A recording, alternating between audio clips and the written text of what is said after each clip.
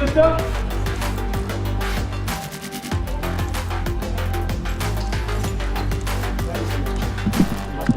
You need a longer whiteboard.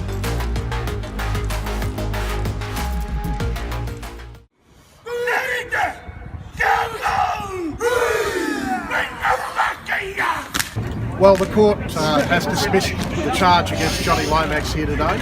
They've dismissed the charge because the prosecution brought no evidence. This isn't a dismissal on a technicality. This is an absolute slam dunk. But more importantly, Johnny and his family have been put through a lot of stress for no good reason. It's been used to attack the union and its members, and yet we get here today and there is no evidence to be offered. Thankfully, I've got a lot of support that people understand me, but I want my name cleared because I've never done nothing wrong with this job, and I'll keep doing my job. I appreciate it. Thank you.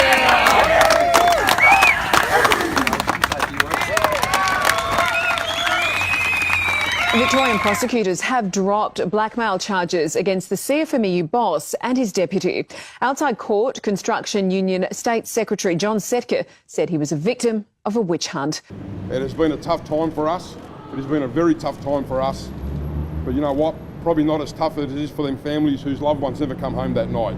Our job is to preserve life.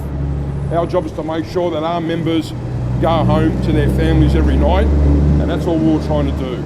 And we're trying to criminalise it. So we're doing our job.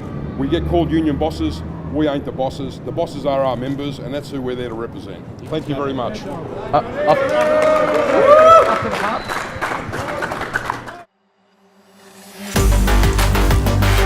Dramatic raids on the Australian Workers' Union yesterday have created a political firestorm, with the union calling them a grubby political tactic.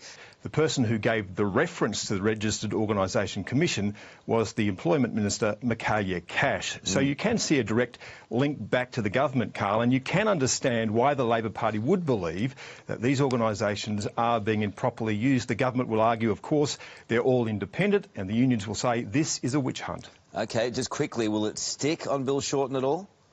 Well, there's been a long series of things aimed at Bill Shorten over a long time, Carl, including a royal commission. He's sat for 2 days in the stands and answered questions over these sorts of things. It hasn't stuck so far, and the danger in all of this is that this does blow back on the government. It will be an ugly day in Parliament today. The strange thing was, Carl, we were already cooperating with the Registered Organisations Commission before this.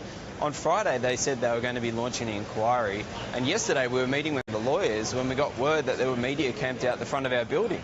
15 minutes later, we get a phone call from the Registered Organisations Commission that says, oh, hey, heads up, we're about to issue a warrant and conduct a raid on your office. It's extraordinary. She was confident no one in her office was the culprit. My office did not find out about the raids until after they were being conducted. I am offended on behalf of my staff as to those allegations. I refute it completely. But late into the day, one staff member confessed. I have just been advised that without my knowledge, one staff member in my office, in the course of discussions with journalists, indicated that he had received information that a raid may take place. The senior staff member says he received the information about the raids from a media source and then passed the information on to other organisations, which meant TV cameras were able to film the raids taking place. It took place without my knowledge and was not authorised by me. My staff member has resigned. But it's too late. Minister Cash has already told the Senate that no one in her office was responsible for the leak. Whether she knew about it or not, she's facing accusations she misled the Parliament. Now Labor is calling for her head. You have to resign. You have to take responsibility for what has happened here. I think on the 25th of October, being the day after the raid. Has the AFP concluded this investigation? No, it has not, Senator. Okay, and when do you expect it will finish? I don't have a timeline on when it will finish. As quickly as possible, yes, but I don't have a timeline on when. Okay. I think we're up to 211 days today from the date that commenced. And I remember at the last estimates we were talking about the fact that the AFP told the federal court in January that it expected it would be a short number of months, not a month, but not a lot of months. So That's right. Would you think that's still pretty accurate? Well, we're probably over a short number of months already, Senator. What I can say is it comes back to the questions you've been asking today about prioritisation and resources. We want to complete this investigation as quickly as possible. However, like everything, we have to allocate resources as needed, and also these investigations are complicated. They're partly complicated by questions that I've already been asked today about parliamentary privilege and things that sit in this House. It make it a very lengthy process, and we have external court matters as well, so it's not straightforward, Senator. So it's fair to say, your comment about resourcing, that investigations like this are in some cases delayed or take longer than you'd like because of a lack of resources? Well, Senator, this is an offence that carries a penalty of 2 years imprisonment. In the scale of the matters that the AFP is generally dealing with, it's not a matter that affords the highest priority, but having said that, it is an important investigation. I understand it gets to the core of some very important issues. It certainly frustrates me that this was a leak about police activity, and I'm on the record as saying that I find that frustrating. But the investigation is the investigation. The investigators are doing it independently, and I'm sure that they are moving through it as quickly as they can. Okay. So what remains outstanding in the investigation? Is it about more witnesses being interviewed or phone? Just a moment, Chair. This is an ongoing investigation. It's not for you to come and try and do the investigation here in estimates. It's an ongoing investigation. Yeah, we're asking questions about it. If I was to tell you what is outstanding, I'm effectively giving you and making public the strategy of my investigation. Sure. So you'd like to claim a public interest immunity? Well, if you want, so that is my answer. If you would like to press me on it, I will make a claim of public interest immunity. Why don't you just do that for the sake of it, for the sake of completion? I'm sorry, the Commissioner's not able to make the claim. It has to be made by the Minister. I am in this case. If we do, I believe we then go into another process. If that's what you want me to do. All right. Well, hang on. A claim for public interest immunity has been made by the Commissioner, and thanks to Senator Pratt, and the committee will now adjourn and have a quick private meeting to see whether it accepts the claim for public interest immunity. The public hearing suspended for a short period of time. No, we accept the claim. Yeah, fine. So you do? Okay. Fine. Yes. I'm not sure if we went off broadcast, but I will recall the committee in its hearings, and the committee has accepted the claim for public interest immunity,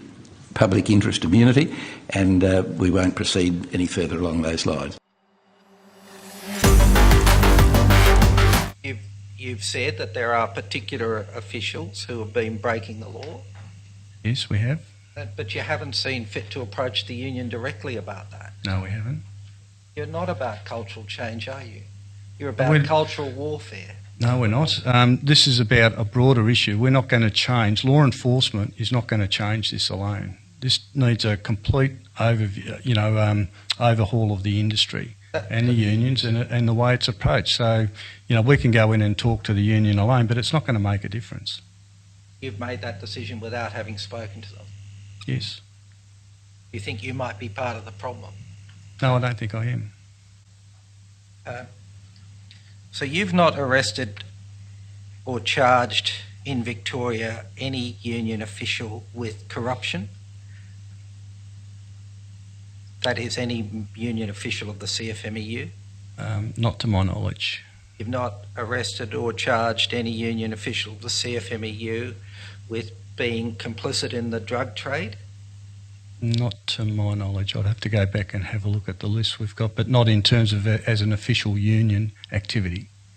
The same in relation to blackmail? Not to my knowledge. The same in relation to extortion? We've charged members of outlaw motorcycle gangs with extortion, but I don't know whether they're actually union officials. Now, you said earlier that there were union officials who were members of outdoor motorcycle gangs. Yes. Who are they? Well, from my knowledge, Normie Myers.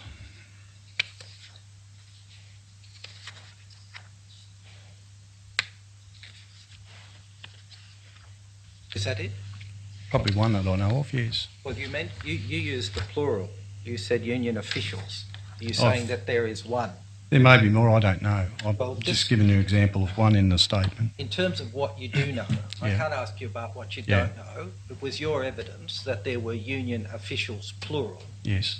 That's not right, is it? Well, it might be a union official. A union official, Yes. to your knowledge. To my knowledge, yes.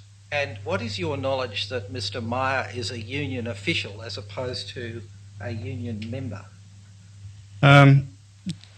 My knowledge is he holds an official, a position within the union. What position? I'll have to go back and have a look at that. I can't recall, but certainly that's the advice I've been given in relation to him. Who gave you that advice? My people, Your people? from the Intel area. So the police intelligence is that Mr. Meyer is a union official. I believe so, yes. Would it surprise you to know that Mr. Meyer is a member of the union but is not a union official?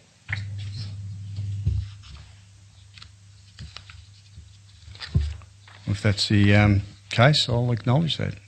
Would it surprise you to know that he has not paid any union dues in relation to his membership since October of 2012? I know that. I don't know what his status is in terms of payments. In your written statement, you Yes. do not describe Mr. Meyer as a union official.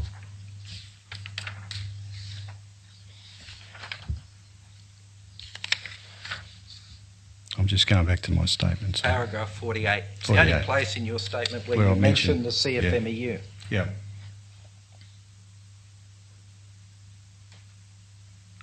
Sorry, See, yeah, you're there's right. a publicised association. Yes, publicised association. Of the Comanchero, Yes. Sergeant at Arms Norman Mayer. Yeah. So, but in your oral evidence, you've described him as a union official. No, I've got that wrong. I apologise. So there is no intelligence or evidence that any union officials of the CFMEU are members of an outlaw motorcycle gang. Not to my knowledge.